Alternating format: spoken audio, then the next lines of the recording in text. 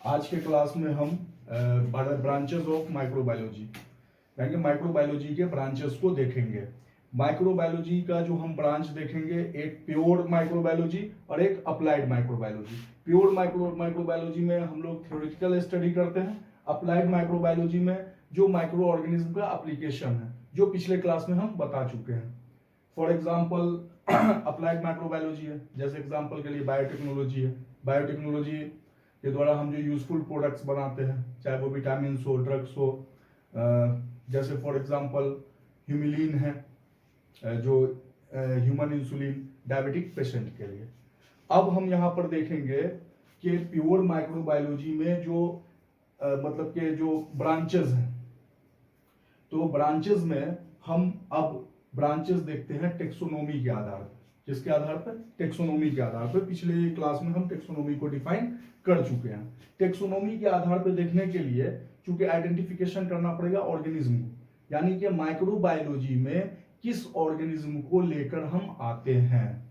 तो उसके लिए हम पिछले क्लास में 5 किंगडम ऑफ क्लासिफिकेशन बताए थे। 5 किंगडम ऑफ क्लासिफिकेशन में हमने बताया था मोनेरंस है, प्रोटिस्टा है, फंजाई है, प्लांट है और एनिमल है। तो ये 5 किंगडम। तो चूंकि ये जो चाहे किंगडम है, फाइलम है, क्लास है, ऑर्डर है, ये सब जो है टेक्सोनोमिकल कैटेगरीज है। और एक वर्ड आता है हायरार्की। हायरार्की का मतलब होता है कि किसी भी ऑर्गेनाइजेशन को या किसी भी क्लासिफिकेशन को हम लोअर से हायर की तरफ ले जाते हैं। तो ये टेक्सोनोमिकल कैटेगरीज को जब हम इसका अरेंजमेंट करेंगे लोअर से हायर की तरफ, तो इसको हम क्या कहेंगे? Taxonomical hierarchies. जैसे एग्जांपल के लिए कि आप सबसे ऊपर में जो लिखते हैं टेक्सोनोमिकल कैटेगरीज है वो किंगडम है। उसके बाद हम लोग जैसे पहले पीसीओ फोन चलता था, पीसीओ में फोन करते थे। P for phylum, C for class, phylum या डिवीजन। एनिमल के केस में फाइलम और प्लांट के केस में डिवीजन। क्लास हो गया, ऑर्डर हो गया, ऑर्डर के बाद फैमिली हो गया, फैमिली के बाद जीनस हो गया, जीनस के बाद स्पीशीज हो गया। यही टेक्सोनोमिकल कैटेगरीज है। देखिए अब यहां पर एक सवाल आता है कि क्या किंगडम के ऊपर भी है ना, जैसे किंगडम के ऊपर भी कोई टेक्सोनोमिकल कैटेगरीज है? तो हाँ है। वो कौन सा है? उसको हम क्या बोलते हैं? डोमेन्स। अब हम देखेंगे कि डोमेन कैसे किंगडम के ऊपर का कैटेगरी, कैसे डोमेन किंगडम से ऊपर आता। तो जिस तरह से 5 किंगडम ऑफ क्लासिफिकेशन को 1969 में आरएच विटेकर ने दिया, उसी तरह 3 डोमेन्स ऑफ लाइफ को कार्ल वूज ने दिया। तो 3 डोमेन्स ऑफ लाइफ क्या है? एक हो गया आर्की, एक हो गया बैक्टीरिया और एक हो गया यूकैरिया। अब ये क्या है?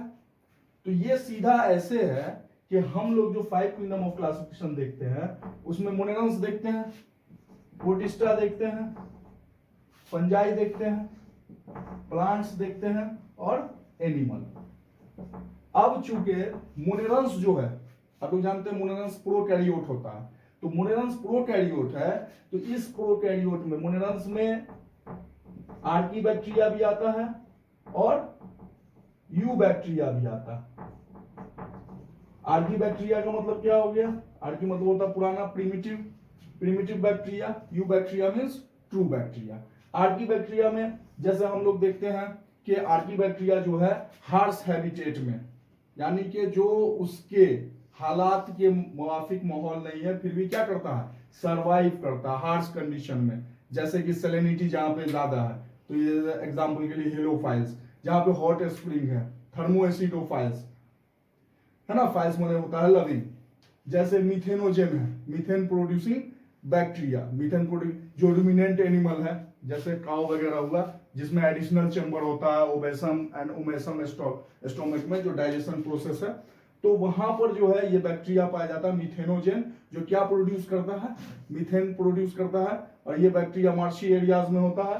तो ये सब एग्जाम्पल हो गया आर्की बैक्टीरिया का। अब यू बैक्टीरिया का जो एग्जांपल होगा, यू बैक्टीरिया को फिर कैटेगराइज करेंगे फोटोसिंथेटिक बैक्टीरिया, फोटोसिंथेसिस, जो क्या करेगा? फोटोसिंथेसिस करेगा। किसके प्रेजेंस में? लाइट के प्रेजेंस में। समझे? केमोसिंथेसिस का मतलब हो गया कि केमिकल का क्या होगा, जो इनऑर्गेनिक सब्सटेंस जो किसमें चेंज करेगा, फूड में, तो कौन सा इनऑर्गेनिक, जैसे सल्फर बैक्टीरिया हो गया, सल्फर का यूज करेगा, H2O की जगह H2S का यूज करेगा। अब तीसरा कैटेगरीज है, एक हो गया फोटोसिंथेटिक बैक्टीरिया, दूसरा हो गया केमोसिंथेटिक बैक्टीरिया, और एक हो गया हेट्रोट्रॉफिक, यानी कि जो मोड ऑफ न्यूट्रिशन क्या है, खाने के लिए दूसरे पे डिपेंड रहे। तो फोटोसिंथेटिक बैक्टीरिया में ही एग्जांपल आता है सियानोबैक्टीरिया, जिसको हम ब्लू ग्रीन अलगा कहते हैं, जो सुडोमोनास है, नोस्टक है, ये सब ब्लू ग्रीन अलगा है, जो नाइट्रोजन फिक्सेशन में भी हेल्प करता है। अब यहां पर जो ये मोनेरंस है, अब डोमेन में क्या है, आर्की बैक्टीरिया को अलग कर दिया गया, जो डोमेन्स क्या आर्की में आ गया। ये यू बैक्टीरिया को कहां ले आया गया, बैक्टीरिया में ले आया गया। ये प्रोटिस्टा, फंजाई, प्लांट और एनिमल को यूकैरिया में रख दिया गया। अब किंगडम क्या हो गया, इसके नीचे हो गया, इसलिए डोमेन किंगडम से ऊपर है। यही हो गया 3 डोमेन्स ऑफ लाइफ। अब जो ये 3 डोमेन्स ऑफ लाइफ है, अब जैसे आर्की बैक्टीरिया है, बैक्टीरिया, यू बैक्टीरिया, ये आरआरएनए के बेसिस पे भी इसका क्लासिफिकेशन करने का कोशिश किया था।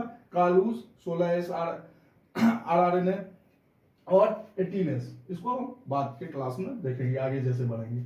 और आर्की बैक्टीरिया हो या बैक्टीरिया, दोनों में जो फर्क आता है इसके सेल वॉल में, दोनों का सेल वॉल क्या, ये जैसे आर्की बैक्टीरिया का सेल वॉल जो है वो पॉलीसेकेराइड्स होता है, जो स्यूडोम्यूरिन्स का बना होता है।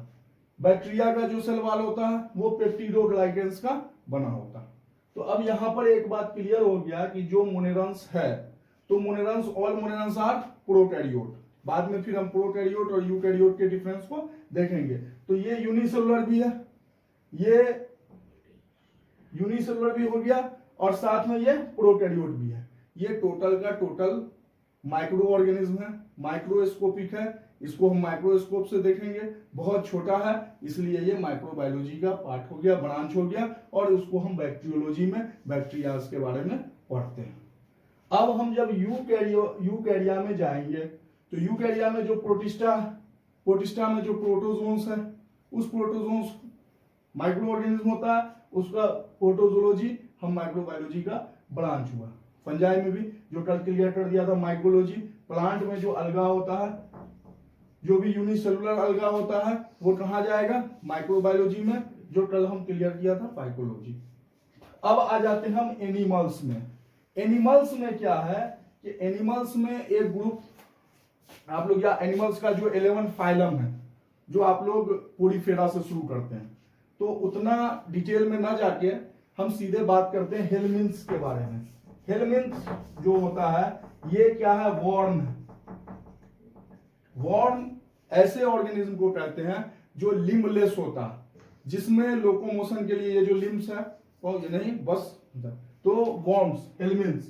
हेलमिन्थ्स में भी जो हेलमिन्थ्स है, राउंड वॉर्म और फ्लैट वॉर्म। राउंड वॉर्म जैसे निमेटोड्स, और फ्लैट वॉर्म प्लेटीहेलमिन्थस। इसका जो माइक्रोस्कोपिक फॉर्म है, उसका जो हम स्टडी करते हैं, वो ब्रांच जिसमें जाएगा माइक्रोबायोलॉजी में।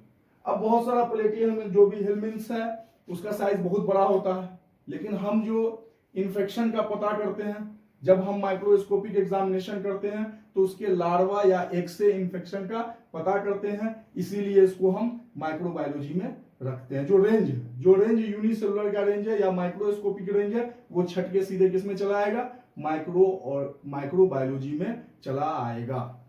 इस चीज को देखते हुए हम समझ सकते हैं कि माइक्रोबायोलॉजी में हम 5 किंगडम का स्टडी करते हैं। जबकि आदमी के दिमाग में यह मिथ रहता है कि माइक्रोबायोलॉजी का मतलब कि बैक्टीरिया का स्टडी करना, सिर्फ वायरस का स्टडी करना नहीं, ये 5 किंगडम से अभी ये कंफ्यूजन या कॉन्सेप्ट आपका बना होगा। ये चीज हो गया। दूसरी चीज है कि हम लोग अगर मान लिया, सबसे सिंपल, हम किसी बैक्टीरिया को उठाते हैं जो हमारे डाइजेशन में जो हेल्प करता है, बहुत इंपॉर्टेंट बैक्टीरिया है, बायोटेक्नोलॉजी में भी इसका बहुत यूज होता है, वो ई कोलाई है, इशेरिका कोलाई।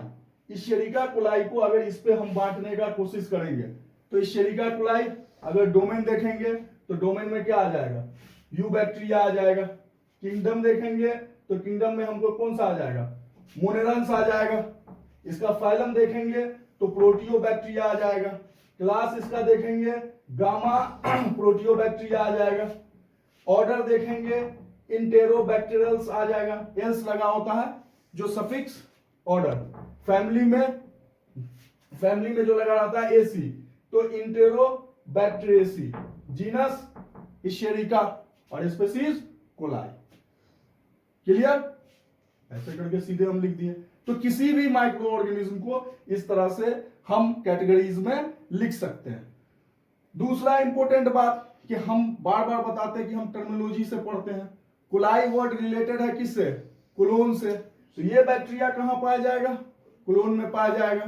कोलोन किससे रिलेटेड है, डाइजेस्टिव सिस्टम से। तो ये बैक्टीरिया हेल्पफुल है हमारे किसमें, डाइजेशन में। कोई अब हम स्ट्रेन के बारे में आगे चलेंगे। इस बैक्टीरिया का कुछ स्ट्रेन होता है जो फूड बॉर्न इलनेस भी करता है।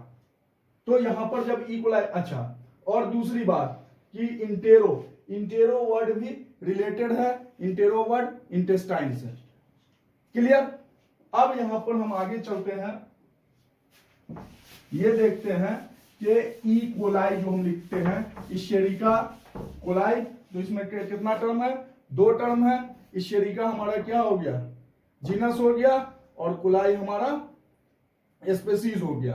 तो इस तरह से हम माइक्रोबायोलॉजी के ब्रांचेस का स्टडी करते हैं। अब एक सवाल आता है कि इम्यूनोलॉजी है, तो इम्यूनोलॉजी ये स्टडी किसका है, इम्यून सिस्टम का स्टडी है, लेकिन ये ब्रांच माइक्रोबायोलॉजी का है।